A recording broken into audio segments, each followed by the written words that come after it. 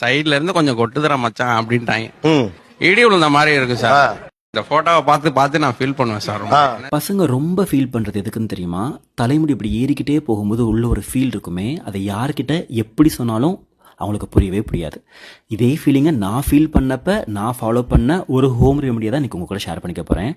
கட்டாயமாக நீங்களும் ஃபாலோ பண்ணுங்கள். ரிசல்ட் ரொம்ப சூப்பராக இருந்துச்சு. ட்ரை நட்ஸ் எல்லாத்தையும் வச்சு பயோட்டின் பவுடர் வீட்டிலேயே செஞ்சு வச்சுக்கோங்க. இந்த பயோட்டின் பவுடரை டெய்லி காலையிலையும் ஈவினிங்கும் ஒரு கிளாஸ் பாலில் கலந்து குடிச்சிட்டு வாங்க. ரிசல்ட் ரொம்பவே சூப்பராக இருக்கும். இந்த பயோட்டின் பவுடர் செய்கிறதுக்கு முந்திரி, பாதாம், cucumber seeds, pumpkin seeds, watermelon seeds, sunflower seeds, plain பிஸ்தா எடுத்துக்கோங்க, அக்ரூட் எடுத்துக்கோங்க. இதோட இனிப்புக்கு காஞ்ச பேரிச்சம்பழம், பனங்கற்கண்டு எடுத்துக்கோங்க. கொஞ்சமாக சுக்கு, ஏலக்காவும் எடுத்துக்கோங்க. ரொம்ப முக்கியமானது தாமரை விதை கொஞ்சம் அதிகமாக நிறையாவே எடுத்துக்கோங்க.